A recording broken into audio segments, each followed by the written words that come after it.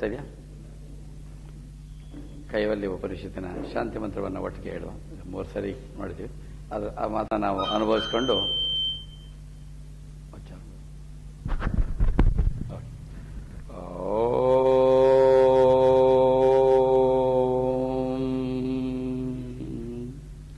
ಭದ್ರಂ ಕರ್ಣೇಭಿಃ ಶೃಣುಯಾಮದೇವಾಃ ಭದ್ರಂ ಪಶ್ಯೇಮಾಕ್ಷಭಿರ್ಯಜತ್ರಾಃ ಸ್ಥಿರೈರಂಗೈಃ ಸುಷ್ಠುವಾಗುಂಸಸ್ತನೂಭಿಃ ವ್ಯಶೇಮ ದೇವಹಿತಂ ಯದಾಯುಃ ಸ್ವಸ್ತಿ ನ ಇಂದ್ರೋ ವೃद्धಶ್ರವಾಃ ಸ್ವಸ್ತಿ ನಃ ಪೂಷಾ ವಿಶ್ವವೇದಾಃ ಸ್ವಸ್ತಿ ನಸ್ತಾಕ್ಷ್ಯೋ ಅರಿಷ್ಟನೇಮಿಃ ಸ್ವಸ್ತಿ ನೋ ಬೃಹಸ್ಪತಿರ್ದದಾತು. ಓಂ ಶಾಂತಿ ಶಾಂತಿ ಶಾಂತಿ.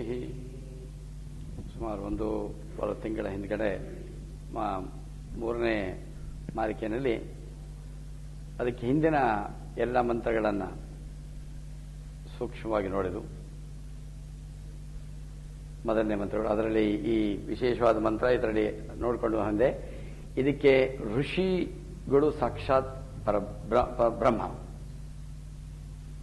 ಶಿಷ್ಯ ಅಶ್ವಲಾಯನ, ಅವರು ದೊಡ್ಡ ಋಷಿ, ಋಗ್ವೇದದ ಋಷಿ, ಋಗ್ವೇದದ ಮಂತ್ರಗಳು ಮಾಡುವಂಥ ಅಶ್ವಲಾಯನ ಅವರು ಶಿಷ್ಯ, ಗುರು ಬ್ರಹ್ಮ, ಇಬ್ಬರು ದೊಡ್ಡ ಅಧಿಕಾರಿಗಳು.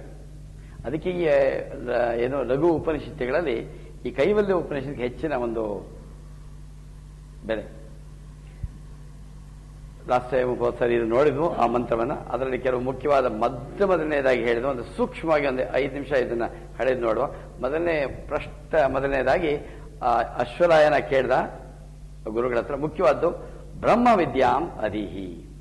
ಸೊ ನಾವು ಅಶ್ವಲಾಯನರಾಗಬೇಕು ಸ್ವಲ್ಪ ಹೊತ್ತಿಗೆ. ಅಶ್ವಲಾಯನ ಕೇಳೋದು ಯಾರನ್ನ, ಏನ್ ಕೇಳ್ದ, ಅದು ಕೊಡು ಇದು ಕೊಡು ಅಂತ ಕೇಳಿಲ್ಲ, ಬ್ರಹ್ಮ ವಿದ್ಯಾಂ ಅಧೀಹಿ. ಅದಕ್ಕೆ 2ನೇ ಮಂತ್ರದಲ್ಲಿ ಹೇಳ್ತಾರೆ ಅವರು, ಶ್ರದ್ಧಾ ಭಕ್ತಿ ಧ್ಯಾನ ಯೋಗಾತ್ ಅವೈ ಅಧೀಹಿ ಅಂದ್ರೆ ಪಡಿ ಅಂತ. ಯಾವ ರೀತಿ ಶ್ರದ್ಧೆ ಭಕ್ತಿ ಧ್ಯಾನ, ಯಾವ ರೀತಿಯಿಂದ ಆಗಲೇ ಅವನು ಅಧಿಕಾರಿ. ಅಥ ಅಶ್ವಲಾಯನ ಅಂತ ಬರುತ್ತೆ 1ನೇ ಮಂತ್ರದಲ್ಲಿ. ಅಂದ್ರೆ ಅಷ್ಟೆಲ್ಲ ಸಿದ್ಧತೆ ಮಾಡ್ಕೊಂಡು ಹೋಗಿದ್ದಾನೆ, ಆದ್ರೂ ಕೂಡ ಮತ್ತೆ ಹಿಂಗೆ ಇದರಿಂದ ಮಾಡುವಂತ. ಆಮೇಲೆ ಮಂತ್ರಗಳನ್ನ ನೋಡಿದ್ವು, ನ ಕರ್ಮಣ ನ ಪ್ರಜೆಯ, ಅಂದ್ರೆ ಈ ಜ್ಞಾನ ಕರ್ಮದಿಂದಲಾಗಲಿ ಪ್ರಜೆಯಿಂದಾಗಲಿ ಬರೋದಿಲ್ಲ. ನ ಕರ್ಮಣ ನ ಪ್ರಜೆಯ ಧನೇನ ತ್ಯಾಗೇ ನೈಕೆ ಅಮೃತತ್ವಂ ಆನುಷು. ಅಂದ್ರೆ ಸಾಮಾನ್ಯವಾಗಿ ಯಾವುದೋ ಒಂದು ವಿಚಾರವನ್ನ, ಪ್ರಪಂಚದ ವಿಚಾರವನ್ನ ಪಡಿಬೇಕಂದ್ರೆ ಅಪ್ರಾಪ್ತಸ್ಯ ಪ್ರಾಪ್ತವ್ಯಂ ಬೇಕು, ಬೇರೆಯವರಿಂದ ಪ್ರಜೆಯ, ಬೇರೆಯವರಿಂದ ಪಡಿಬೇಕು, ಧನೇನ ಬೇಕು. ಆದರೆ ಇದು ಹೊರಗಡೆ ಇಲ್ಲದೆ ಇರೋ ವಸ್ತು ಆದ್ರಿಂದ, ಪ್ರಾಪ್ತಸ್ಯ ಪ್ರಾಪ್ತವಾದ್ರಿಂದ ನ ಕರ್ಮಣ ನ ಪ್ರಜೆಯ.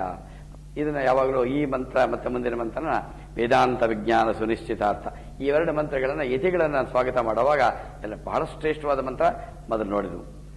ನಂತರ ಅದಾದ್ಮೇಲೆ ಹೇಳಿದ್ರು 5ನೇ ಮಂತ್ರದಲ್ಲಿ, ನಮ್ಮ ಭಗವದ್ಗೀತೆ 6ನೇ ಅಧ್ಯಾಯದಲ್ಲಿ ಹೇಳಿದಂಗೆ ಯಾವ ರೀತಿ ವಿವಿಕ್ತ ದೇಶೇ ಯಾವ ರೀತಿ ಕೂತ್ಕೋಬೇಕು, ದೇಹ ಹೇಗಿರಬೇಕು, ಹೇಗೆ ಮನಸ್ಸು, ಅದನ್ನ ಅವಾಗ ನೋಡಿದ್ವು.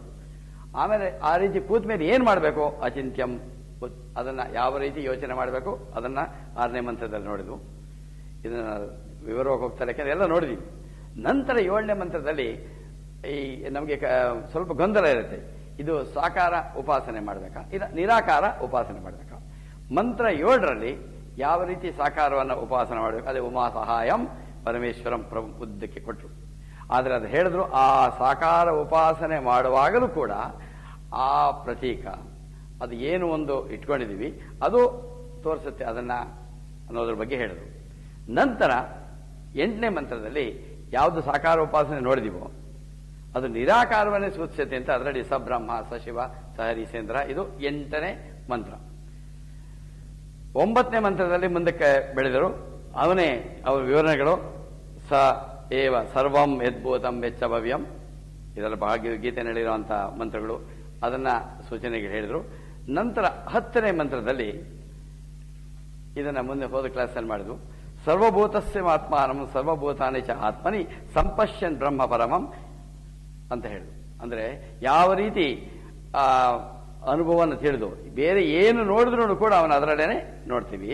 ಆದರೆ ಇದನ್ನು ನೋಡ್ಬೇಕಂತ ಹೇಳಿದ್ರು ಅನ್ಯೇನ ಹೇತುನ, ಬೇರೆ ಯಾವುದರಿಂದಾನೂ ಆಗೋದಿಲ್ಲ, ಅನುಭವದಿಂದ ಮಾತ್ರ ತಿಳ್ಕೋಬೇಕು ಅನ್ನೋದು ಒಂದು ಮಂತ್ರದ ಇದು 10ನೇ ಮಂತ್ರ. ಸರ್ವಭೂತಸ್ಯ ಆತ್ಮಾನಂ ಸರ್ವಭೂತಾನಿ ಆತ್ಮನಿ ಸಂಪಶ್ಯನ್ ಬ್ರಹ್ಮ ಪರಮಂ.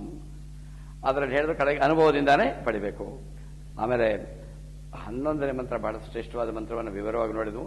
ಅದರಲ್ಲಿ ಹೇಗೆ ಒಂದು ಆತ್ಮಾನಂ ಅರಣಿಂ ಕೃತ್ವ ಪ್ರಣವಂ ಚ ಉತ್ತರ ಅರಣಿಂ ಜ್ಞಾತ್ವ ನಿರ್ಮತನ ಅಭ್ಯಾಸಾತ್ ಪಾಶಂ ದಹತಿ ಪಂಡಿತ ಅಂತ, ಹೇಗೆ ಒಂದು ಯಜ್ಞ ಮಾಡ್ತಾ ಇದ್ದಾಗ ಯಜ್ಞವನ್ನು ಸೃಷ್ಟಿ ಮಾಡುವಾಗ ಕೆಳಗಡೆ ಒಂದು ಅರಣಿ, ಮೇಲ್ಗಡೆ ಒಂದು ಅರಣಿ, ಮಧ್ಯೆ ಒಂದು ಕಲ್ಲು, ಆ ಕಲ್ಲನ್ನು ಹಿಂಗೆ ಕಡಿತಾ ಅದರಲ್ಲಿ ಪ್ರೆಸ್ ಮಾಡುವಾಗ ಆ ಒಳಗಡೆ ಅಲ್ಲಿ ಹತ್ತಿ ಇಟ್ಟು ಅದರಿಂದ ಬರೋ ಬೆಂಕಿಯನ್ನ ಅಗ್ನಿಯನ್ನು ಸೃಷ್ಟಿ ಮಾಡ್ತಾ ಇದ್ರು ಹಿಂದಿನ ಕಾಲದಲ್ಲಿ ಯಜ್ಞ ಯಾಗಾದಿಗಳನ್ನು ಮಾಡುವಾಗ. ಆ ರೀತಿ ಇದನ್ನು ತಗೊಂಡು ಹೇಳ್ತಾರೆ. ಈ ರೀತಿ ಇದನ್ನು ಮಾಡುವಾಗ ಏನ್ ಬರ್ಬೇಕಂತೆ, ಆತ್ಮಾನಂ ಅರಣಿಂ ಕೃತ್ವ, ಕೆಳಗಿನ ಅರಣಿ ಆತ್ಮ, ಮೇಲೆ ಓಂ ಪ್ರಣವ, ಬಹಳ ವಿವರವಾಗಿ ನೋಡಿದ್ವು ಅದರಲ್ಲಿ. ಆ ಪ್ರಣವ ಅನ್ನೋದು ಉತ್ತರ ಅರಣಿ ಮೇಲಿಂದು. ಆಮೇಲೆ ಇದನ್ನ ಧ್ಯಾನ ಮಾಡಿ ನಾವು ಜ್ಞಾನವನ್ನು ಸಂಪಾದನೆ ಮಾಡಬೇಕು ಅನ್ನೋದು 11ನೇ ಮಂತ್ರ, ಅದನ್ನು ಹಿಂದೆ ನೋಡಿದ್ವು. ಆಮೇಲೆ 12ನೇ ಮಂತ್ರದಿಂದ 12, 13ರಲ್ಲಿ ಒಂದು ವಿಶೇಷವಾದ ಒಂದು ವಿಷಯವನ್ನ ನಾವು ಚರ್ಚೆ ಮಾಡಿದ್ವು.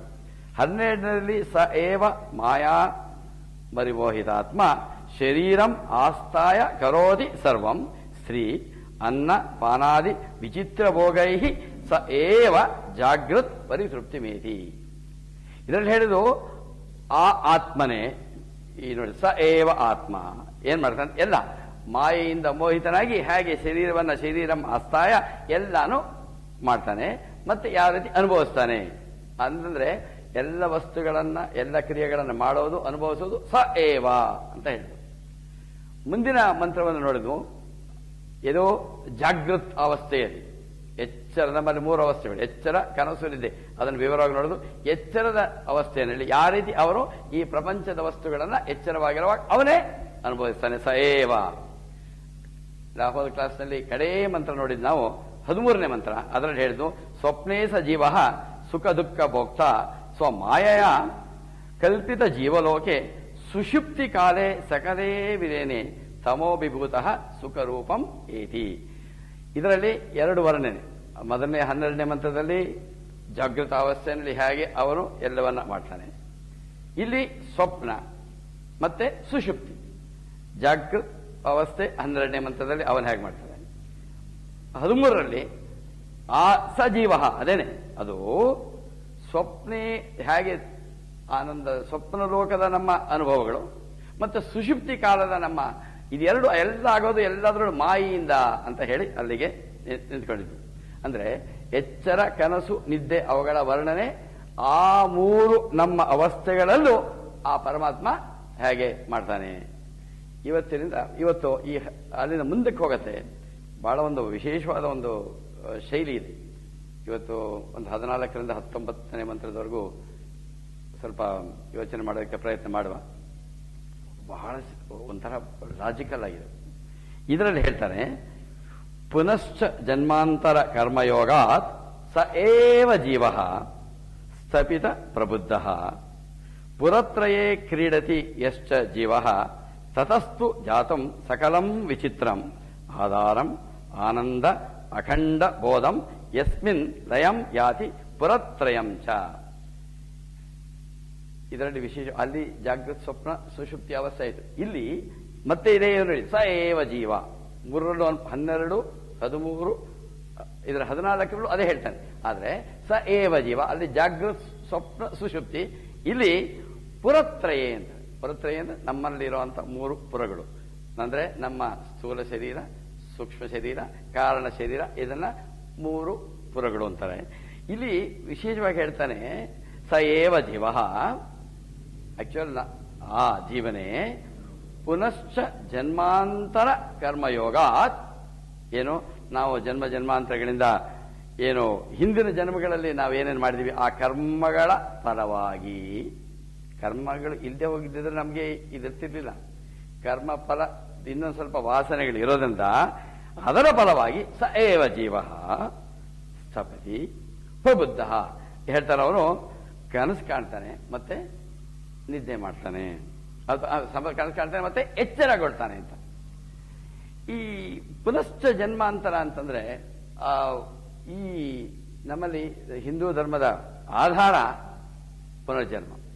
ಎಲ್ರಿಗೂ ಪುನರ್ಜನ್ಮ ಉಂಟು. ನಾವು ನಂಬಿದ್ರು ಉಂಟು, ನಂಬದೇ ಇದ್ರು ಉಂಟು. ನಾನು ನಂಬಲ್ಲ, ನಂಗೆ ಜನ್ಮ ಇಲ್ಲ ಇಲ್ಲ, ನಂಬಿದ್ರು ಉಂಟು, ನಂಬದೇ ಇದ್ರು ಉಂಟು. ಆದರೆ ಎಲ್ಲದಕ್ಕೂ ಹೇಳ್ತಾರೆ ಇದು ಲಾ ಆಫ್ ಡೆಸ್ಟಿನಿ ಅಂತ ಅನ್ಬಾರ್ದು ಅಂತ ಪೂಜ್ಯ ಸ್ವಾಮಿ ಚಿನ್ಮಯಾನಂದ ಹೇಳ್ತಾರೆ. It should be called law of causation ಅಂತಾರೆ. ಪ್ರತಿಯೊಂದು ಕಾರ್ಯಕ್ಕೂ ಒಂದು ಕಾರಣ ಇರುತ್ತೆ, ಪ್ರತಿಯೊಂದು ಕಾರಣವೂ ಕಾರ್ಯವಾಗುತ್ತೆ. Every effect has a cause and every cause ends in effect ಅಂತ. ಅಂದ್ರೆ ನಮ್ಗೆ ಎಲ್ಲದಾಗೋದು, ನಾವು ಈ ಜನ್ಮವನ್ನ ಎತ್ತಿದೀವಿ, ಅದಕ್ಕೂ ಕಾರಣ ಉಂಟು. ಯಾವುದಕ್ಕೂ ಹೇಳ್ತಾ ಇದ್ರು ಅವರು, it is superstitious to believe that things simply happen ಅಂತ. ಈ ಪ್ರಪಂಚದಲ್ಲಿ ಏನೇನೋ ಅದಾದಾಗ ಆದೋಗ್ಬಿಡತ್ತೆ ಅಂತ ಹೇಳೋದು ಅದು ಮೂಢನಂಬಿಕೆ. ವಿಜ್ಞಾನದಲ್ಲಿ ಏನ್ ಹೇಳ್ತೀವಿ, ಯಾವುದಕ್ಕಾದ್ರೂ ಒಂದು ಕಾರಣ ಇರಲೇಬೇಕು.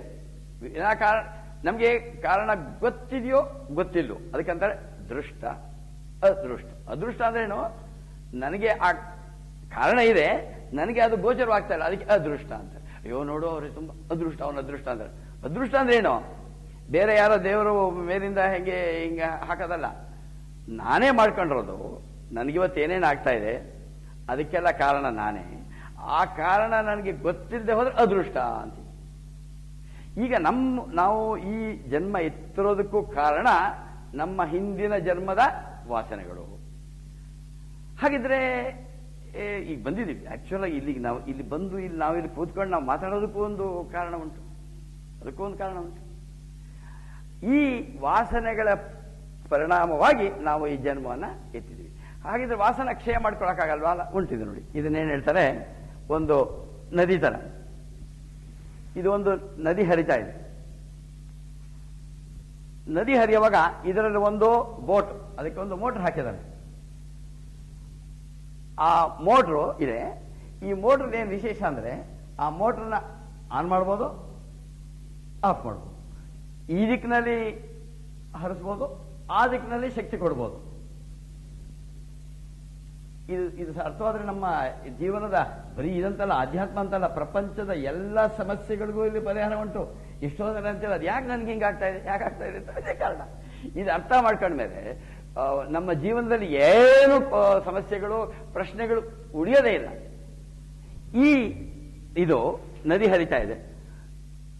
ಸಪೋಸ್ ಈ ನದಿ ಒಂದು 10 ಕಿಲೋಮೀಟರ್ ವೇಗದಲ್ಲಿ ಹರಿತಾ ಇದೆ ಅಂತ ಅನ್ಕೊಳ್ಳು.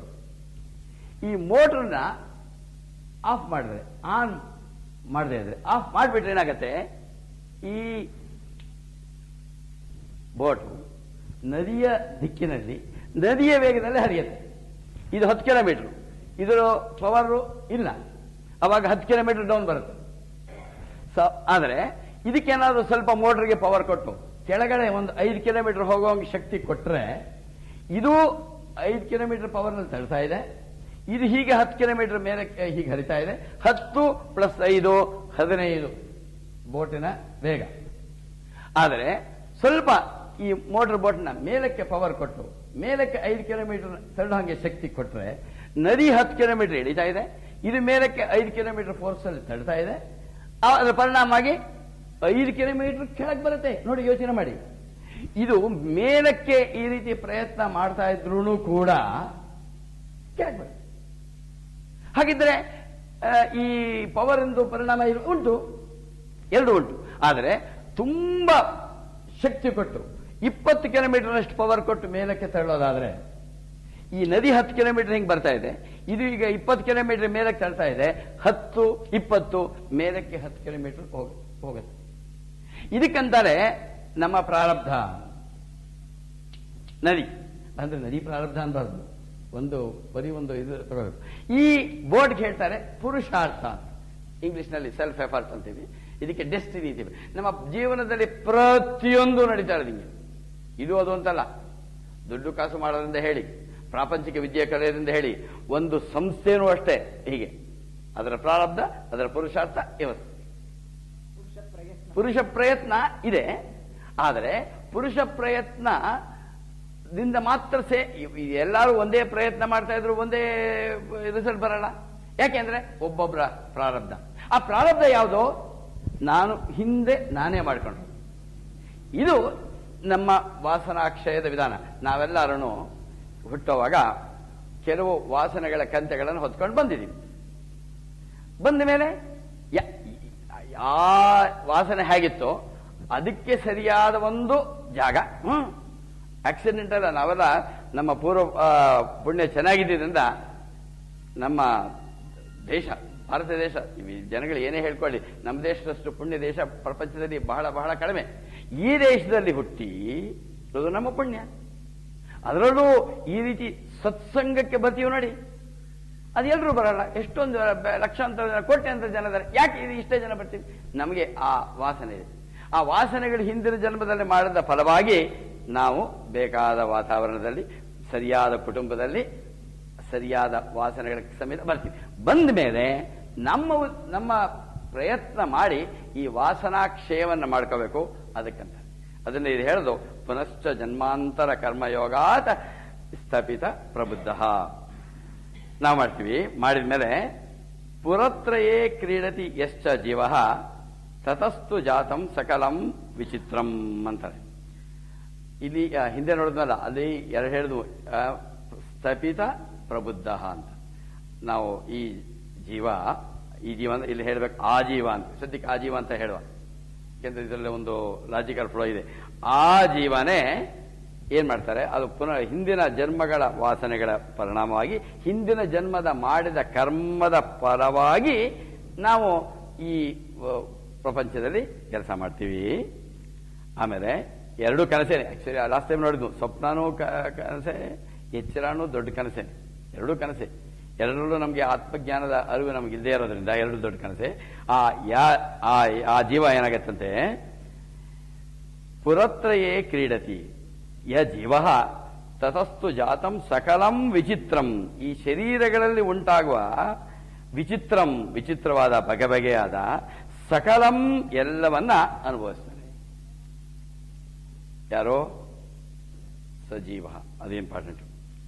ಆಮೇಲೆ ನಂತರ ಏನ್ ಹೇಳ್ತಂತೆ, ಇದರಲ್ಲಿ ಮೂರು ನಾವು ಏನ್ ಮಾಡ್ತೀವಿ, ಸ್ಥೂಲ ಶರೀರ, ಸೂಕ್ಷ್ಮ ಶರೀರ, ಕಾರಣ ಶರೀರ. ಇದಕ್ಕಂತಾರೆ ಮೂರು ಪುರಗಳು. ಪುರತ್ರಯೇ ಅಂತ. ಪುರತ್ರಯೇ ಮೂರು: ಸ್ಥೂಲ, ಸೂಕ್ಷ್ಮ, ಕಾರಣ ಶರೀರಗಳು. ಈ ಶರೀರಗಳ ಮುಖಾಂತರ ಉಂಟಾಗೋ ನಾವು ಅನುಭವಿಸ್ತಾ ಇರೋದು ನೋಡಿ, ಸ್ಥೂಲ ಶರೀರದ ಮೂಲಕ ಈ ಪ್ರಪಂಚದ, ಸೂಕ್ಷ್ಮ ಕಾರಣ ಶರೀರ, ಈ ಮೂರು ಕ್ಷೇತ್ರಗಳಲ್ಲಿ ಉಂಟಾಗೋ ಎಲ್ಲ ಅನುಭವವನ್ನ ಅನುಭವಿಸ್ತಾನೆ ಯಾರೋ ಸಯೇವ. ಆಮೇಲೆ ನೆಕ್ಸ್ಟ್ ಕಡೆಯಲ್ಲೇನು ಹೇಳ್ತಾನೆ, ಆಧಾರಂ ಆನಂದ ಅಖಂಡ ಬೋಧಂ ಯಸ್ಮಿನ್ ಲಯಂ ಯಾತಿ ಪುರತ್ರಯಂಚ. ಇಲ್ಲಿ ಈ ಮಂತ್ರದಲ್ಲಿ ಮುಖ್ಯವಾಗಿರೋದು ಪುರತ್ರಯ: ಸ್ಥೂಲ, ಸೂಕ್ಷ್ಮ, ಕಾರಣ ಶರೀರ. ಆ ಜೀವನೇ ಸ್ಥೂಲ, ಸೂಕ್ಷ್ಮ ಶರೀರ, ಕಾರಣ ಶರೀರದಿಂದ ಪ್ರಪಂಚದ ಎಲ್ಲಾನು ಏನು ಸಕಲಂ ವಿಚಿತ್ರಂ ಅದನ್ನ ಅನುಭವಿಸ್ತಾನೆ. ಅದಕ್ಕೆ ಆಮೇಲೆ ಏನಾಗತ್ತಂತೆ, ಈ ಆಧಾರಂ ಆನಂದ ಅಖಂಡ ಬೋಧಂ ಯಸ್ಮಿನ್ ಲಯಂ ಯಾತಿ ಪರಂತ. ಈ ಸ್ಥೂಲ, ಸೂಕ್ಷ್ಮ, ಕಾರಣ ಶರೀರಗಳು ಅವನಲ್ಲಿ ವಿಲೀನವಾಗತ್ತೆ. ಯಾವನಲ್ಲಿ ಅಂದ್ರೇನು? ಅಲ್ಲಿ. ಅಂದ್ರೆ ಇದರಲ್ಲಿ ಇದರಲ್ಲಿ ಹಿಂದಿನ ಮಂತ್ರದಲ್ಲಿ 12, 13ರಲ್ಲಿ ಅವಸ್ಥಾತ್ರಯಗಳು, ಇಲ್ಲಿ ಶರೀರ ತ್ರಯಗಳು, ಅದನ್ನು ಪುರತ್ರಯ ಅಂತಾರೆ. ಸ್ಥೂಲ, ಸೂಕ್ಷ್ಮ, ಕಾರಣ ಶರೀರಗಳು ಮೂಲಕ ಅವನು ಎಲ್ಲ ಅನುಭವಿಸ್ತಾನೆ. ಮತ್ತೆ ಈ ಮೂರು ಸ್ಥೂಲ, ಸೂಕ್ಷ್ಮ ಶರೀರಗಳು ಅವನಲ್ಲಿ ವಿಲೀನವಾಗತ್ತೆ, ಲಯವನ್ನ ಹೊಂದತ್ತೆ ಅಂತ. ಮುಂದಿನ ಮಂತ್ರ ಬಹಳ ವಿಶೇಷವಾಗಿದೆ. ಅದು ಬಹಳಷ್ಟು ನಮ್ಮ ವೇದ ಮಂತ್ರಗಳಲ್ಲಿ ಎಲ್ಲ ಬರುತ್ತೆ. ಈ ಬಹಳ ವಿಶೇಷವಾಗಿದೆ. ಯಾಕೆಂತಂದ್ರೆ ನಮ್ಮಲ್ಲಿ ವೇದ ಉಪನಿಷತ್ತುಗಳಲ್ಲಿ ಹೇಳದೇ ಇರೋ ವಿಚಾರಗಳಿಲ್ಲ.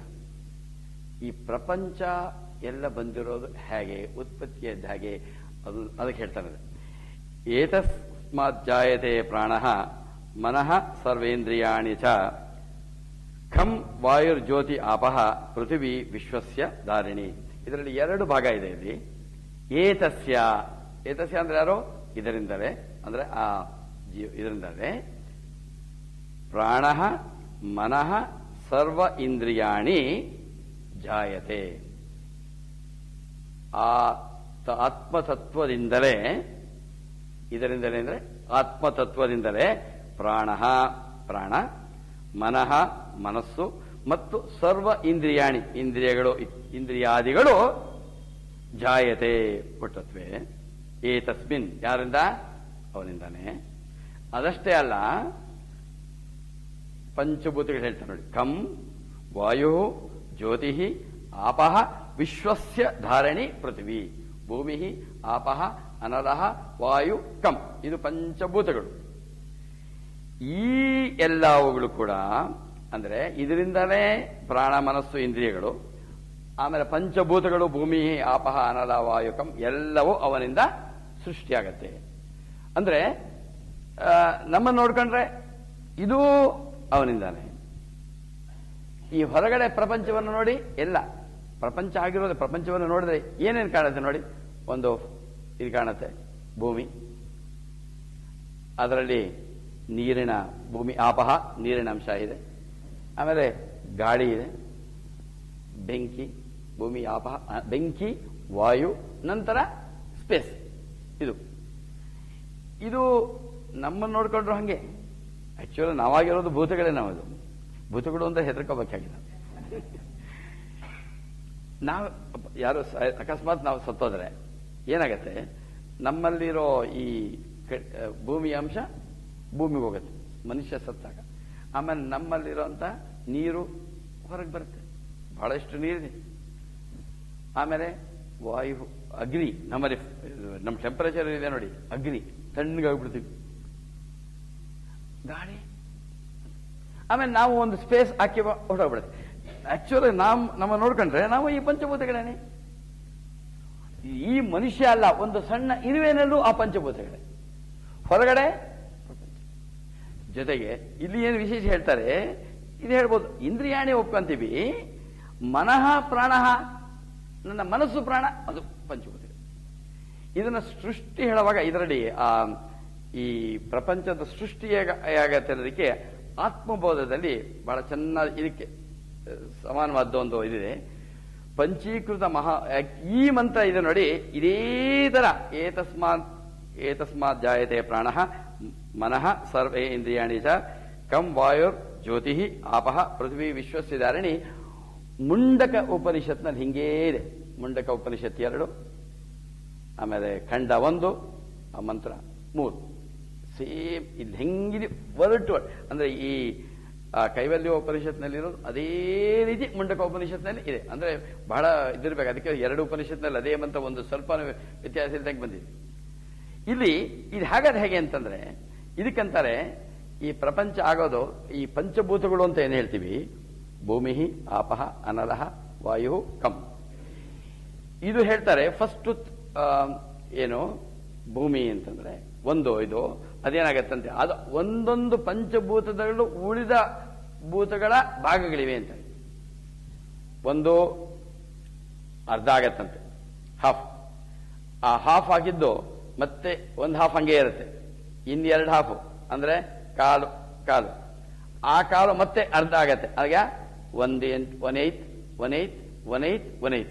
ಅರ್ಧ, 2ನೇ ಒಂದು ಭಾಗ, 1/8 ಭಾಗ, 1/8 ಭಾಗ, 1/8 ಭಾಗ, 1/8 ಭಾಗ.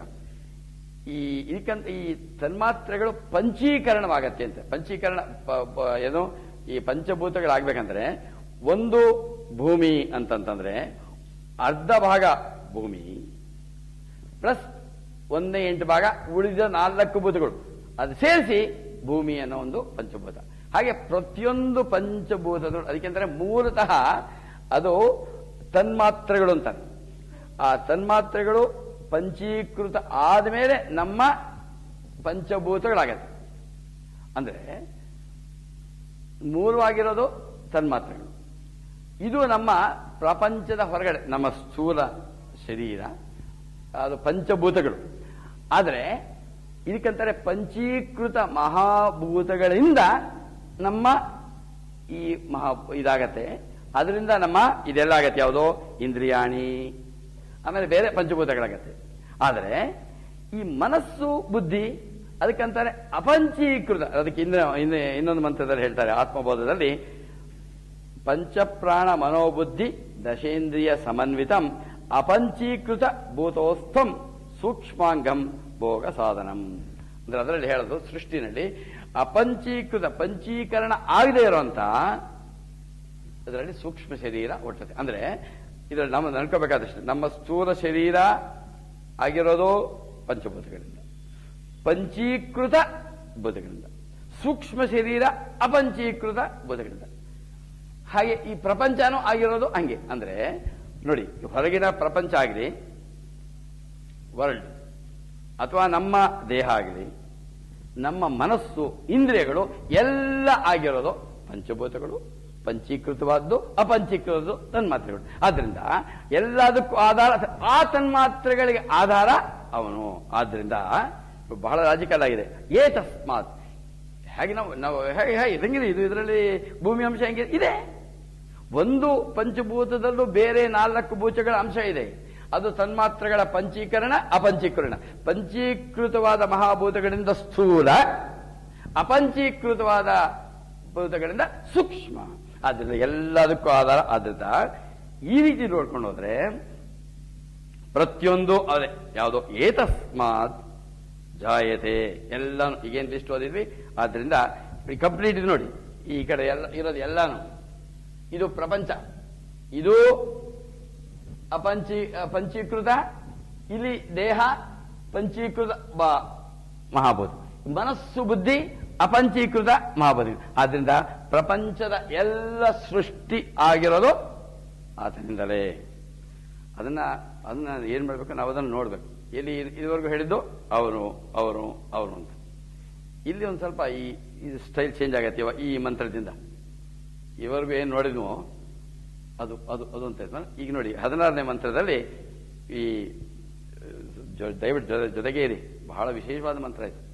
ಇದು ಅದು ಅದು ನೋಡಿದ್ವಲ್ಲ, ಇದನ್ನು ನೋಡಿ 16ನೇ ಮಂತ್ರ ಹೇಳಿದೆ, ಯತ್ಪರಂ ಬ್ರಹ್ಮ ಸರ್ವಾತ್ಮ ವಿಶ್ವಸ್ಯ ಆಯತನಂ ಮಹತೆ ಸೂಕ್ಷ್ಮಾತ್ ಸೂಕ್ಷ್ಮತರಂ ನಿತ್ಯಂ ತತ್ವಮೇವ ತ್ವಮೇವ ತತ್. ಬಹಳ ಮುಖ್ಯವಾದ ಮಂತ್ರ ಇದರಲ್ಲಿ. ಈ ಉಪನಿಷತ್ನಲ್ಲಿ ಈ ಮಂತ್ರ ಬಹಳ ಮುಖ್ಯವಾದ ಮಂತ್ರ, 16ನೇ ಮಂತ್ರ. ಇಲ್ಲಿಂದ ಒಂದು 16, 17, 18, 19 ಇದೊಂದು ವಿಶೇಷವಾದ ಶೈಲಿನಲ್ಲಿ ಈ ಹೋಗುತ್ತೆ. ಇಲ್ಲಿವರೆಗೂ ಹೇಳಿದ್ದು ಬೇರೆ, ತತ್ ಅದು ಅದು ಅಂತ ಇದ್ಮ ಹಾಗೆ ಹೇಳ್ತಾರೆ. ಈಗೇನು ಹೇಳ್ತಾರೆ, ಯತ್ ಪರಂ ಬ್ರಹ್ಮ ಸರ್ವಾತ್ಮ ವಿಶ್ವಸ್ಯ ಆಯತನಂ ಮಹತ್. ಅದು ಪರಬ್ರಹ್ಮ ಅಂತ. ಯತ್ ಪರಂ ಬ್ರಹ್ಮ, ಬ್ರಹ್ಮ ಎದು ಗೊತ್ತು. ಯತ್ ಪರಂ ಬ್ರಹ್ಮ, ಆ ಪರಂಬ್ರಹ್ಮ. ಪರಂಬ್ರಹ್ಮ ಅಂತಂದ್ರೆ ಕಂಪ್ಲೀಟ್ ಎಲ್ಲವೂ ಆಗ್ತಾ ಇರೋದು ಅವನಿಂದ. ಯಾವುದರಿಂದ ಎಲ್ಲ ವಸ್ತುಗಳಾಗ್ತಾ ಇದೆಯೋ, ನಮ್ಮೆಲ್ಲ ಅನುಭವಗಳ ಕಾರಣ, ಸಾಧನಗಳು, ಕ್ಷೇತ್ರ ಎಲ್ಲಾನು ಅವನಿಂದ. ಯತ್ ಪರಂ ಬ್ರಹ್ಮ ಸರ್ವಾತ್ಮ. ಸರ್ವಾತ್ಮ ಅಂದ್ರೆ ಎಲ್ಲರಲ್ಲಿರುವ ಒಂದೇ ಆತ್ಮ. ಸಕಲ ವಸ್ತುಗಳನ್ನ ಭಾವನೆ, ಬರೀ ವಸ್ತುಗಳು ಅಂತಂದ್ರೆ ಕಂಪ್ಲೀಟ್ ವಸ್ತುಗಳು ಅಂದ್ರೆ ಎಲ್ಲ ಸೇರಿಸಬೇಕು. Not only world of objects, the world of emotions and thoughts. ಎಲ್ಲ ವಸ್ತುಗಳು, ಅದರಲ್ಲಿ ಭಾವನೆಗಳು ಸೇರುತ್ತೆ, ಆಲೋಚನೆಗಳು ಸೇರುತ್ತೆ. ಸರ್ವಾತ್ಮ ವಿಶ್ವಸ್ಯ ಆಯತನಂ ಮಹತೆ. ಆಯತನಂ ಎಲ್ಲದಕ್ಕೂ ಒಂದು ಆಧಾರ. ಆಧಾರ ಅಂತಂದ್ರೆ ನೋಡಿ, ಈಗ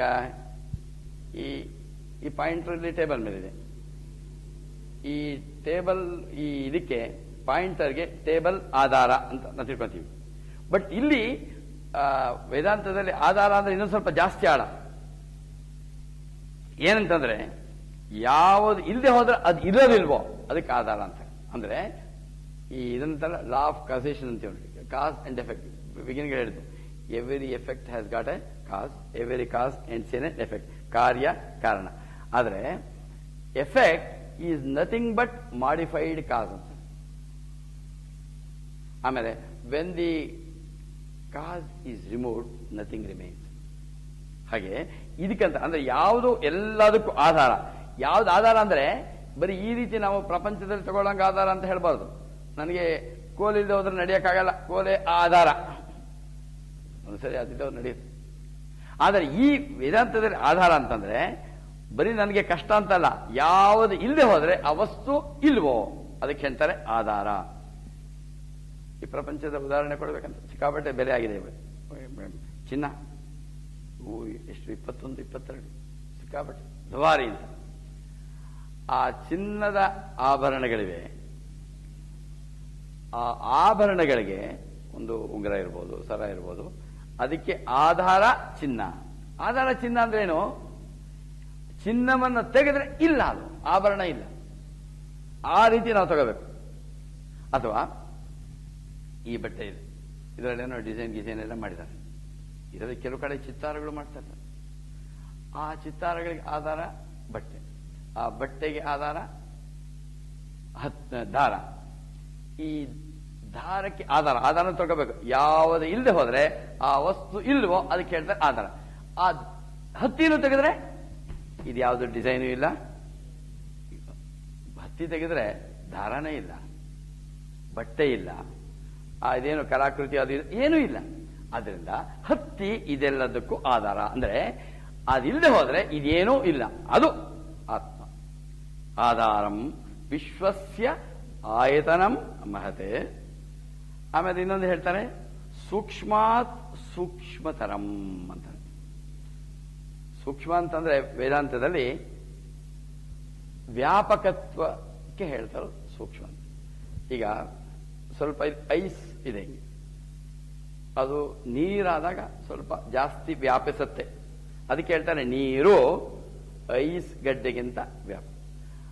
ಆ ನೀರು ಕುದ್ದು ಆವಿಯಾದಾಗ ಜಾಸ್ತಿ ವ್ಯಾಪಕ. ಅದಕ್ಕಿಂತ ಹೇಳ್ತೀವಿ ಈ ನೀರಿನ ಹವೆ ನೀರಿಗಿಂತ ಸೂಕ್ಷ್ಮ, ನೀರು ಐಸ್ ಗಡ್ಡೆಗಿಂತ ಸೂಕ್ಷ್ಮ. ವೇದಾಂತದಲ್ಲಿ ಹೆಚ್ಚು ವ್ಯಾಪಕವಾಗಿದ್ದಕ್ಕೆ ಸೂಕ್ಷ್ಮ ಅಂತಾರೆ. ಇದನ್ನು ಹೇಳ್ತಾ ಇರೋದು ಸೂಕ್ಷ್ಮಾತ್ ಸೂಕ್ಷ್ಮತರಂ ಅಂತ. ತುಂಬಾ ಅತಿ ಸೂಕ್ಷ್ಮವಾದಿದ್ದು ಏನು ಇದು ನಿತ್ಯಂ. ಯಾಕಂದ್ರೆ ಸೂಕ್ಷ್ಮ ಅಂತಂದ್ರೆ ಅದು ಇಲ್ಲದೆ ಇರೋ ಜಾಗ ಇಲ್ಲ, ಎಲ್ಲ ಕಡೆ ಇದೆ. ಈ ನಮ್ಮ ಗಮನಕ್ಕೆ ಬರೋದು ಪಂಚಭೂತಗಳಲ್ಲಿ, ನಮಗೆ ತಿಳಿಯೋದು ಪಂಚಭೂತಗಳಲ್ಲಿ ಬಹಳ ಸೂಕ್ಷ್ಮವಾದದ್ದು ಆಕಾಶ. ಭೂಮಿ ಆಪಃ ಅನರಃ ವಾಯು ಕಂ. ಪಂಚಭೂತಗಳಲ್ಲಿ ಸೂಕ್ಷ್ಮವಾದದ್ದು ಆಕಾಶ. ಆಕಾಶ ಸೂಕ್ಷ್ಮತೆ ಕೇಳ್ತೀವಿ, ಅದು ಎಲ್ಲ ಕಡೆ ಇದೆ. ಈಗ ನಮ್ಮಲ್ಲೂ ಅಷ್ಟೇ, ಬರೀ ನನ್ನ ಹೊರಗಡೆ ಮಾತ್ರ ಅಲ್ಲ, ಒಳಗಡೆ ಹೊರಗಡೆ. ಈ ಗೋಡೆ ಒಳಗಡೆ, ಈಗ ಗೋಡೆ ಇರುವಾಗ ನಮ್ಮ ಈ ಗೋಡೆ ಸ್ಪೇಸು, ಬಟ್ ಗೋಡೆ ಹೊಡೆದ್ರೆ ಕಂಪ್ಲೀಟ್ ಸೇರ್ಕೊಂಡು. ಅಂದ್ರೆ ಸೂಕ್ಷ್ಮವಾದದ್ದು ವ್ಯಾಪಕ ಜಾಸ್ತಿ. ಯಾವುದು ಜಾಸ್ತಿ ವ್ಯಾಪಕವೋ ಅದೇ. ಈ ಇದರಲ್ಲಿ ಹೇಳ್ತಾ ಇರೋದು ಅದು ಯಾವುದು? ಮತ್ತೆ ಇನ್ನು ಅದನ್ನೇ ಹೇಳ್ತಾ ಇದ್ದೀನಿ, ಯಾಕೆಂದ್ರೆ ಇಲ್ಲೇ ಇರೋದು ಮುಖ್ಯವಾದ್ದು. ಯತ್ ಪರಂ ಬ್ರಹ್ಮ ಸರ್ವಾತ್ಮ ವಿಶ್ವಸ್ಯ ಆಯತನಂ ಮಹತೆ ಸೂಕ್ಷ್ಮಾತ್ ಸೂಕ್ಷ್ಮತರಂ ನಿತ್ಯಂ. ಅದು ಗೊತ್ತು. ನಿತ್ಯ ಅಂದ್ರೆ ಯಾವಾಗಲೂ ಇರೋದು, ನಾಶವಿಲ್ಲ. ಅದಕ್ಕೆ ಅದು ಹುಟ್ಟಲೂ ಇಲ್ಲ, ಸಾಯೋದಿಲ್ಲ, ವಿಕಾರಗಳಿಲ್ಲ, ವ್ಯಯವಾಗಲ್ಲ, ಅವ್ಯಯ, ಅವಿಕಾರಿ. ಇದು ಇದು ಅದು ಅಂತ ಹೇಳ್ತಾ ಇದ್ವಲ್ಲ, ಇಲ್ಲಿ ನೋಡಿ ಉಪದೇಶ ವಾಕ್ಯ ಬರುತ್ತೆ, ಬಹಳ ಮುಖ್ಯವಾದ ವಾಕ್ಯ, ಶ್ರೇಷ್ಠವಾದ ಮಂತ್ರದ ಕಡೆಯಲ್ಲಿ. ಯತ್ಪರಂ ಬ್ರಹ್ಮ ಸರ್ವಾತ್ಮ ವಿಶ್ವಸ್ಯಾಯತನಂ ಮಹತೆ ಸೂಕ್ಷ್ಮಾತ್ ಸೂಕ್ಷ್ಮತರಂ ನಿತ್ಯಂ. ಇದು ನೋಡಿದು ತತ್ ತ್ವಂ ಏವ ತತ್. ಇದಕ್ಕಂತಾರೆ ಉಪದೇಶ ವಾಕ್ಯ. ತತ್ವಮಸಿ ಅಂತಾರೆ. ಏನಿದು ನೋಡಿ, ಇದುವರೆಗೂ ಹೇಳ್ತಾ ಇದ್ದಿದ್ದೇನೋ ತತ್ ತತ್ ಸಜೇ ಜೀವ, ಕಂಪ್ಲೀಟ್ ಉದ್ದಕ್ಕೆ ಹೇಳ್ಕೊಂಬಂದಿದ್ದು ಅದು ಅದು ಅದು ಅಂತ. ಈಗಲೂ ಹೇಳುದು ಯತ್ ಪರಂ ಬ್ರಹ್ಮ ಅಂತ ಹೇಳಿ, ಅದು ಯತ್ ಪರಂ ಬ್ರಹ್ಮ ಸರ್ವಾತ್ಮ ವಿಶ್ವ ಸೂಕ್ಷ್ಮಾತ್ ಸೂಕ್ಷ್ಮ ನಿತ್ಯಂ ತತ್ ಯತ್ ದೀಸ್ ತತ್ ತ್ವಂ ಏವ ತ್ವಮೇವ ಅದು ನೀನೇ. ಇದುವರೆಗೂ ಅದು ಅದು ಅಂತ ಹೇಳ್ತಾ ಇದ್ದಲ್ಲ, ಅದು ನೀನು ಅಂತ ಅಶ್ವರಾಯನಿಗೆ ಹೇಳಿದ್ದು ಯಾರು? ಬ್ರಹ್ಮ ಹೇಳ್ತಾನೆ. ಇದುವರೆಗೂ ಹೇಳ್ತಾ ಅದು ಅದು ಅಂತ, ಅದೇ ನೀನು. ಇದಕ್ಕಂತಾರೆ, ಇದು ಮಹಾವಾಕ್ಯಗಳೊಂದು ಉಪದೇಶ ವಾಕ್ಯ. ಇದು ಬಹಳ ಮುಖ್ಯ. ಕೇಳಿದೇನು? ಬ್ರಹ್ಮ ವಿದ್ಯಾಮದಿಹಿ ಎಂದಲ್ಲ, ತತ್ವಮೇವ. ಇದುವರೆಗೂ ಅದು ಅದು ಅದು ಕಾರಣ ಅದು ಕಾರಣ ಅಂತ, ಅದೇ ನೀನು. ಅದೇ ನೀನು ಅಂತ ಹೇಳಿದ್ಮೇಲೆ ಇವನು ಮುಂದಕ್ಕೆ ಹೋಗ್ತಾನೆ. ಅದು ಮುಂದಿನ ಮಂತ್ರ ನೋಡಿ. ಈಗ ಇದರಲ್ಲಿ ಹೋಲ್ ಶೈಲಿ ಚೇಂಜ್ ಆಗತ್ತೆ. ಇವ್ರು ನೋಡೋದಕ್ಕೆ ಒಂದೇ ತರ ಮಂತ್ರಗಳು ಬಂದಂಗೆ ಕಾಣುತ್ತೆ, ಆದ್ರೆ ಸ್ವಲ್ಪ ನಾವು ಗಮನಿಸಬೇಕು. ಹೇಗೆ ಆ ಅಶ್ವರಾಯನಲ್ಲಿ ಭಾವನೆ ಚೇಂಜ್ ಆಗಿರುತ್ತೆ. ಇದನ್ನು ಹೇಳ್ತಾರೆ. ನೆಕ್ಸ್ಟ್ 17ನೇ ಮಂತ್ರ, 16ನೇ ಮಂತ್ರದಲ್ಲಿ ಉಪದೇಶ ವಾಕ್ಯ. ಅದು ಅಂತ ಏನೇನು ಹೇಳಿ ಅದನ್ನು ಸೂಚನೆ ಮಾಡಿದ್ನೋ, ತತ್ ತ್ವಂ ಏವ, ತ್ವಮೇವ ತತ್, ನೀನೇ ಅದು ನೀನೇ ಅಂದಾದ್ಮೇಲೆ ಹೇಳ್ತಾನಿರಿ. 17ನೇ ಮಂತ್ರ, ಜಾಗ್ರತ್ ಪರಿ ಸುಷುಪ್ತಾದಿ ಪ್ರಪಂಚಂ ಯತ್ ಪ್ರಕಾಶತೆ ತದ್ ಬ್ರಹ್ಮ ಅಹಂ ಇತಿ ಜ್ಞಾತ್ವಾ ಸರ್ವಬಂಧೈ ಪ್ರಮುಚ್ಯತೆ. 17ನೇ ಮಂತ್ರಗಳಲ್ಲಿ ಹಿಂದೇನು ಜಾಗೃತ್ ಸ್ವಪ್ನ ಸುಷುಪ್ತಿ ಬಂದಿತ್ತು, ಸ್ವಲ್ಪ ವ್ಯತ್ಯಾಸ ಇದೆ. ಜಾಗೃತ್ ಸ್ವಪ್ನ ಸುಷುಪ್ತ್ಯಾದಿ ಎಚ್ಚರ ಕನಸು ನಿದ್ದೆ ಆದಿ ಯಾವುದನ್ನ ಇದನ್ನು ತೋರಿಸ್ತಾ ಇತ್ತೋ, ಯಾವುದೋ ಪ್ರಪಂಚಂ, ಈ 3 ಪ್ರಪಂಚಗಳು, ಜಾಗೃತ್ ಪ್ರಪಂಚ, ಸ್ವಪ್ನ ಪ್ರಪಂಚ, ಸುಷುಪ್ತಿಯೂ ಇದೆ, ನನಗೆ ಅದರ ಅರಿವಿಲ್ಲ. ಆ 3 ಪ್ರಪಂಚಗಳು ಪ್ರಪಂಚಂ ಯತ್ ಪ್ರಕಾಶತೆ, ಯಾವುದು ಜಾಗೃತ್ ಪ್ರಪಂಚ, ಎಚ್ಚರ ಕನಸು ನಿದ್ದೆ, ಈ ಪ್ರಪಂಚಗಳನ್ನ ಯಾವುದು ಬೆಳಗಿಸುತ್ತೋ ಪ್ರಕಾಶತೆ, ತತ್ ನೋಡಿ, ಅದು ತತ್ ಬ್ರಹ್ಮ ಅಹಂ ಅಂತ. ತತ್ ಬ್ರಹ್ಮ ಅಹಂ ಇದು ಹೇಳುದು. ಅಲ್ಲಿ ಹೇಳಿದ್ದು ಏನ್ ಹೇಳಿದ್ನು, ತತ್ವಮೇವ ತ್ವಮೇವ ತತ್ ಉಪದೇಶ ಪಡ್ಕೊಂಡು, ಈಗ ನಾವು ಆ ಉಪದೇಶ ಆಗೋಯ್ತು. ಈಗ ನೆಕ್ಸ್ಟ್ ಸ್ಟೇಜಿಗೆ ಬಂದಿದ್ದೀವಿ ಎಲ್ಲರೂ. ಏನ್ ಹೇಳ್ತಾ ಇದೀವಿ ಈಗ ನಾವು? ತತ್ ಬ್ರಹ್ಮ ಅಹಂ ಅಂತ ಹೇಳ್ಬೇಕು. ಇತಿ ಜ್ಞಾತ್ವಾ ಸರ್ವಬಂಧೈ ಪ್ರಮುಚ್ಯತೆ ಅಂತ ಬಹಳ ಶ್ರೇಷ್ಠವಾದ ವಾಕ್ಯ. ಆ ಹಿಂದಿನ ಮಂತ್ರದಲ್ಲಿ ಇದಿತ್ತು, ಏನಿತ್ತು? 16ನೇ ಮಂತ್ರದಲ್ಲಿ ಉಪದೇಶ ಆಯಿತು. ಏನ್ ಹೇಳ್ದ? ತತ್ ತ್ವಮೇವ ತ್ವಮೇವ ತತ್. ಇದು ಆದಷ್ಟು ಇದನ್ನು ಆಲೋಚನೆ ಮಾಡ್ತಾ ಹೋದ್ರೆ ಅದೊಂದು ನಮ್ಮ ಪ್ರಪಂಚನೇ ಒಂದು ವಿಶೇಷವಾಗಿ ಕಾಣುತ್ತೆ. ಈ ಮಂತ್ರದಲ್ಲಿ ಜಾಗೃತ್ ಸ್ವಪ್ನ ಸುಷುಪ್ತಿ ಆದಿ ಪ್ರಪಂಚಂ ಪ್ರಕಾಶಿದೆ. ನಮ್ಗೆಲ್ರಿಗೂ ಎಚ್ಚರದ ಪ್ರಪಂಚ ಇದೆ. ಈಗ ನಾವೆಲ್ಲ 190 ಭಾಗ ನಾವು ಎಚ್ಚರವಾಗಿದ್ದೀವಿ. 95, 99 ಆಗಿ ಎಚ್ಚರವಾಗಿದ್ದೀವಿ. ಜಾಗೃತ್ ಪ್ರಪಂಚದಲ್ಲಿ ನಮಗೆ ಪ್ರಪಂಚದ ವಸ್ತುಗಳು, ನಾನು ಕಾಣಿಸ್ತೀನಿ, ಒಬ್ರು ಕಾಣಿಸ್ತೀನಿ, ಇದು ರೂಮು, ಇದು ಎಲ್ಲ ಕಾಣಿಸ್ತೇನೆ. ಅಕಸ್ಮಾತ್ ನಾವೇನಾದ್ರೂ ಹೋಗಿದ್ರೆ ಕನಸಾದ, ಆ ಕನಸಿನಲ್ಲೂ ಒಂದು ಪ್ರಪಂಚ ಉಂಟು. ಕೆಲವು ಅನುಭವಗಳನ್ನ ಈ ಎಚ್ಚರದ ಅವಸ್ಥೆಯನ್ನು ಪಡ್ಕೊಳಕ್ ಆಗದೆ ಹೋದ್ರೆ ಕೆಲವು ಕನಸು ಕಾಣ್ತಾರಂತೆ. ಕನಸಿನಲ್ಲಾದ್ರೂ ಐಶ್ವರ್ಯರಾಯಿ ಆಗಿನ ಕಾಲದಲ್ಲಿ. ಆ ಕನಸಿನ ಪ್ರಪಂಚ ಬೇರೆ. ಆ ಕನಸಿನ ಪ್ರಪಂಚ, ಕನಸಿನ ಬಂಧುಗಳು ಎಲ್ಲಾನು ಹಾಗೆ ನಿಜ. ಆಮೇಲೆ ನೆಕ್ಸ್ಟು ನಾವು ನಿದ್ದೆ ಮಾಡ್ತೀವಿ. ಆ ನಿದ್ದೆ ಮಾಡಿದಾಗ ಆದ್ರೂ ಕೂಡ ಒಂದು ಎಚ್ಚರವಾದ್ಮೇಲೆ ನಾನು ನಿದ್ರೆ ಆಗ ನಿದ್ದೆ ಮಾಡೋವಾಗ ನಂಗೆ ಗೊತ್ತಿದ್ದವರು ನಿದ್ದೆ ಮಾಡಿ ಎದ್ದ ಮೇಲೆ ನನಗೆ ನಿದ್ದೆ ಮಾಡ್ತಾ ಇದ್ದೆ ಅಂತ ಗೊತ್ತಾಗುತ್ತಲ್ಲ. ಆ ಗೊತ್ತಾಗ್ತಾ ಇರೋದು ಯಾವುದು? ಅವನ ಪ್ರಕಾಶದಿಂದ. ನಿದ್ದೆ ಅನ್ನೋದು ನಾನು ನಿದ್ದೆ ಮಾಡಿದೆ ಅಂತ ಎಚ್ಚರವಾಗಿ, ಆಕ್ಚುಲಿ ಕೆಲವರು ಹೇಳ್ತಾರೆ ನಾನು ನಿದ್ದೆ ಮಾಡ್ತಾ ಇದ್ದೀನಿ ಅಂದ್ರೆ ತಪ್ಪು, ಸುಳ್ಳು ಅಂತಾನೆ. ಯಾರಾದ್ರೂ ಹೇಳಿ ನಾನು ನಿದ್ದೆ ಮಾಡ್ತಾ ಇದ್ದೀನಿ ಅಂತಂದ್ರೆ ಸುಳ್ಳು. ಅವನು ನಿಜವಾಗ್ಲೂ ನಿದ್ದೆ ಮಾಡ್ತಾ ಇದ್ರೆ ಅವನು ಹೆಂಗೆ ಹೇಳಕ್ಕಾಗತ್ತ? ಅವನು ನಿದ್ದೆ ಮಾಡ್ತಾ ಇದ್ದೀನಿ ಹಾಗೆ ಹೇಳ್ತಾರೆ. ಹಾಗೆ ನಾನು ಧ್ಯಾನ ಮಾಡ್ತಾ ಇದ್ದೀನಿ ಅಂದ್ರೂ ಅಷ್ಟೇ ಸುಳ್ಳಂತೆ. I am meditating. False. If you are meditating, ಇದೇ ಇಲ್ಲದೆ ಇರೋವಾಗ ನಾನು ಧ್ಯಾನ ಮಾಡ್ತಾ ಇದ್ದೀನಿ, ದೊಡ್ಡ ಮೋಸ ಅದು, ಬಹಳ ಮೋಸ.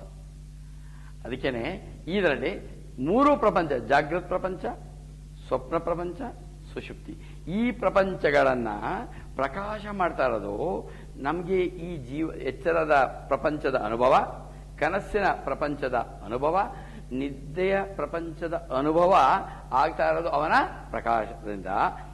ಆ ಪ್ರಕಾಶ ಯಾವುದೋ ಆ ಅವಸ್ಥಾತ್ರಯಗಳಲ್ಲಿ ನನಗೆ ಅದರ ಅರಿವು ಆಗ್ತಾ ಇರೋದು, ನನಗೆ ಈ ಅನುಭವಗಳಾಗ್ತಾ ಇರೋದು ಯಾವುದೋ ಆ ಪ್ರಕಾಶತೆ. ಯತ್ ಪ್ರಕಾಶತೆ, ಇಲ್ಲಿ ತಗೋಬೇಕು ಇಂಪಾರ್ಟೆಂಟ್ ಪದ ಅದು. ಜಾಗೃತ್ ಸ್ವಪ್ನ ಸುಷುಪ್ತಿ ಆದಿ ಯತ್ ಪ್ರಕಾಶತೆ ತತ್ ಬ್ರಹ್ಮ ಅಹಂ ಅಸ್ಮಿ. ತತ್ವಮಸಿ ಉಪದೇಶ ಆಯಿತು. ಮುಂದಕ್ಕೆ ಹೋದು ಏನಂತ, ತದ್ ಬ್ರಹ್ಮ ಅಹಂ ಇತಿ ಜ್ಞಾತ್ವಾನ್. ಜ್ಞಾತ್ವ ಅಂತಂದ್ರೆ ತಿಳಿದುಕೊಂಡ್ರೆ ಅಂತ ತಪ್ಪು ಹೇಳ್ತಾರೆ, ತಪ್ಪೋದು. ಬರೀ ತಿಳ್ಕೊಳ್ಳೋದಲ್ಲ ಇದು. ತಿಳ್ಕೊಂಡ್ರೆ ಈ ಜ್ಞಾನ ಅಹಂ ಬ್ರಹ್ಮ ತತ್ವಮಸಿ ಏನು ಅರ್ಥ ಆಗಿ ತದ್ ಬ್ರಹ್ಮ ಅಹಂ ಅಹಂ ಬ್ರಹ್ಮ ಅಸ್ಮಿ ತತ್ ಬ್ರಹ್ಮ ಅಹಂ ಅಹಂ ಬ್ರಹ್ಮ. ಅದು ಜ್ಞಾತ್ವ ಅಂತಂದ್ರೆ ಇದು ಪುಸ್ತಕದಿಂದ ಓದಿ ತಿಳ್ಕೊಳ್ಳೋದಿಲ್ಲ, ಆಗೋದಿಲ್ಲ. ಬಟ್ ಆ ಜ್ಞಾತ್ವ ಅಂತಂದ್ರೆ ಇಲ್ಲಿ ನನ್ನ ಧ್ಯಾನದ ಮೀರಿ ಅಲ್ಲಿ ಮೀರಿ ಆ ಸ್ಟೇಜಲ್ಲಿ ನನ್ನ ಅನುಭವಕ್ಕೆ ತಂದುಕೊಂಡಾಗ, ಯಾವಾಗ ನಾವೀಗ ಬುದ್ಧಿಯಿಂದ ತಿಳ್ಕೊಂಡಿದೀವಿ, ತತ್ವಮಸಿ ಉಪದೇಶ ಆದ್ಮೇಲೆ ನಾನು ಸ್ವಲ್ಪ ನೋಡಿ ಮಾಡಿದ್ಮೇಲೆ ತದ್ಬ್ರಹ್ಮ ಅಹಂ ಈಗ ತಿಳ್ಕೊಂಡಿದೀವಿ, ಜ್ಞಾನ ಇದೆ. ಬಟ್ ಆ ಜ್ಞಾನ ನನ್ನ ಅನುಭವಕ್ಕೆ ಬಂದಾಗ ಅಂತ ಕಬೇಕು, ಜ್ಞಾತ್ವ ಅನ್ನೋವಾಗ ಅದನ್ನ ನಾವು ತೊಡ್ಕೋಬೇಕು. ಆ ರೀತಿ ತಿಳ್ಕೊಂಡೆ ತದ್ಬ್ರಹ್ಮ ಅಹಂ ಇತಿ ಜ್ಞಾತ್ವ ಏನಾಗತ್ತಂತ ಅವಾಗ ಕಡೆಯಲ್ಲಿ ಹೇಳ್ತಾರೆ, ಸರ್ವಬಂಧೈಹಿ ಪ್ರಮುಚ್ಯತೆ. ನಾವೆಲ್ಲ ಬಂಧನದಿಂದ ಬಿಡುಗಡೆ ಆಗ್ತೀವಿ. ಬಿಡುಗಡೆ ಆಗ್ತೀವಿ ಅಂತಂದ್ರೆ ಏನು? ಬಂಧನ ಏನು ನಮ್ದು? ನಾನು ದೇಹ, ನಾನು ಮನಸ್ಸು, ನಾನು ಬುದ್ಧಿ. ಇದು ನಮ್ಮ ಬಂಧನ. ಇದು ದೊಡ್ಡ ಪಾರಪ್ಪನ ಅಗ್ರಹಾರಕ್ಕಿಂತ ದೊಡ್ಡ ಜೈಲು. ಈ ಜೈಲು ಬೇರೆ ಯಾರೋ ಕರ್ಕೊಂಡು ಹೋಗಲ್ಲ, ನಾವೇ ಜೈಲು ಮಾಡ್ಕೊಂಡು, ನಾವೇ ಒಳಗೆ ಸಿಗಾಕೊಂಡು, ನಾವೇ ಹೊರಗೆ ಬರದಂಗೆ ಬೀಗ ಹಾಕೊಂಡ್ಬಿಟ್ಟಿದೀವಿ. ಈ ಬಂಧ ವಿಮೋಚನೆ ಯಾವಾಗ ಎಲ್ಲಿವರೆಗೂ ಅಂತೀವಿ? ನಾನು ದೇಹ, ನಾನು ಮನಸ್ಸು, ನಾನು ಬುದ್ಧಿ, ಈ ಉಪಾಧಿಗಳು ನಾನು, ಸ್ಥೂಲ ಶರೀರ ನಾನು, ಸೂಕ್ಷ್ಮ ಶರೀರ, ಕಾರಣ ಶರೀರ ನಾನು. ಇದು ನಮ್ಮನ್ನ ಬಂಧಿಸ್ತದೆ. ನಾನು ಈ ದೇಹಕ್ಕೆ ಸಂಬಂಧಪಟ್ಟವರು ನನ್ನವರು. ಅದಕ್ಕೆಲ್ಲೇ ಗಲಾಟೆ ಶುರುವಾಯಿತು. ಒಂದು ಸಾರಿ ನಾನು ದೇಹ ಅಂತ ಬಂದ್ಮೇಲೆ ಇದಕ್ಕೆ ನಮ್ಮ 100ಕ್ಕೆ 100ರಷ್ಟು ಸಮಸ್ಯೆಗಳೆಲ್ಲ ನಮಗೆ ಗೋಳು ಗೀಳು ಎಲ್ಲ ಇದೇ ಕಾರಣ. ಈ ಬಂಧ ಜೈಲು ನಾನೇ ಮಾಡ್ಕೊಂಡಿರೋದು. ಈ ಬಂಧ ವಿಮುಕ್ತಿ ಆಗತ್ತೆ ಅಂತಾರೆ ಯಾವಾಗ? ನಾನು ಮಾಡಿದಾಗ. ಜ್ಞಾತ್ವ ತದ್ ಬ್ರಹ್ಮ ಅಹಂ ಇದಿ ಜ್ಞಾತ್ವ. ಅದರಿಂದ ಇದನ್ನೇನ್ ಮಾಡ್ಬೇಕು? ನಾವು ಮಾಡ್ತಾ ಇದೀವಿ, ನಮ್ಮ ಮೆಡಿಟೇಷನ್ ಸ್ಟಡಿ ಸರ್ಕಲ್ ಅಲ್ಲಿ ಮಾಡ್ತಾ ಇರೋದೇ ನಾವು. ಇದು ಏನ್ ಮಾಡ್ತಾ ಇದೀವಿ? ಈ ಅನುಭವವನ್ನ ನಾವು ಈ ರೀತಿ ವಿಚಾರ ವಿನಿಮಯ ಮಾಡಿ ತಿಳ್ಕೊಳ್ತೀವಿ. ತಿಳ್ಕೊಂಡ್ರೆ ಸಾಲದು, ಅದನ್ನೇನ್ ಮಾಡ್ಬೇಕು? ನಮ್ಮ ಅನುಭವಕ್ಕೆ ತಂದ್ಕೋಬೇಕು. ತಂದುಕೊಂಡ್ರೆ ಏನಾಗತ್ತೆ ಅಂದ್ರೆ, ಇಲ್ಲಿ ಒಂದು ಲೈನ್ ಬಂತು, ಜಾಗೃತ್ ಸ್ವಪ್ನ ಸುಷುಪ್ತಾದಿ ಪ್ರಪಂಚ ಮೆತ್ ಪ್ರಕಾಶತೆ. ಯಾವುದೋ ನನ್ನ ಎಲ್ಲ 3 ಅವಸ್ಥೆಗಳನ್ನ ಪ್ರಕಾಶ ಮಾಡುತ್ತೋ ಅದು ಆ ತತ್ವ ಅಹಂ ಇತಿ ತತ್ ಬ್ರಹ್ಮ ಅಹಂ ಇತಿ. ಆವಾಗ ನಾವು ಬಂಧನದಿಂದ ವಿಮುಕ್ತಿ ಆಗ್ತೀವಿ. ಜೀವನದಲ್ಲಿ ನನಗೆ ಗೋಳು ಇಲ್ಲ. ಇನ್ನೊಂದು ನೆಕ್ಸ್ಟ್ ಲೈನ್ ಆಫ್ ಥಾಟ್ ಹೋಗ್ತಾರೆ. 18ನೇ ಮಂತ್ರ, 18, 19 2 ಮಾಡೋದು. ತ್ರಿಷು ಧಾಮಸು ನೋಡಿ, ಈ ಸರಿಯಾಗಿ ನೋಡಿದ್ರೆ ಬಹಳ ಒಂಥರ ಸೈಂಟಿಫಿಕ್ ಆಗಿ ಸಿಸ್ಟಮ್ಯಾಟಿಕ್ ಆಗಿ ಬಂದಿದೆ ಇಲ್ಲಿ. ತ್ರಿಷು ಧಾಮಸು ಯದ್ ಭೋಗ್ಯಂ ಭೋಕ್ತ ಭೋಗಶ್ಚ ಯತ್ ಭವೇತ್ ತೇಭ್ಯೋ ವಿಲಕ್ಷಣ ಸಾಕ್ಷಿ ಚಿನ್ಮಾತ್ರ ಓಂ ಸದಾಶಿವ. ಇದ್ರ ಮತ್ತೆ ಅನುಭವ ವಾಕ್ಯ ಇದು. 16 ಉಪದೇಶ, 17 ಅನುಭವ, 18 ಅನುಭವ. ಇದೇನು ಹೇಳ್ತಾರೆ? ತ್ರಿಷು ಧಾಮಸು, ನಮ್ಮದು 3 ಧಾಮಗಳು ಅಂದ್ರೆ ನಾವಿರೋ ಊರುಗಳು. ಅಲ್ಲೇನು ಹೇಳಿದ್ವು? 3 ಊರುಗಳು: ಸ್ಥೂಲ, ಸೂಕ್ಷ್ಮ, ಕಾರಣ ಶರೀರ. ಇದು ಸ್ಥೂಲ ಶರೀರ, ಇದು 2 ಸೂಕ್ಷ್ಮ ಶರೀರ, ಕಾರಣ ಶರೀರ. ಸ್ಥೂಲ, ಸೂಕ್ಷ್ಮ, ಕಾರಣ ಶರೀರ. ಈ 3 ಕ್ಷೇತ್ರಗಳಲ್ಲಿ ಯತ್ ಭೋಗ್ಯಂ ಯಾವುದೋ ಅನುಭವಿಸಲ್ಪಡುತ್ತದೋ, ಯತ್ ಭೋಕ್ತಃ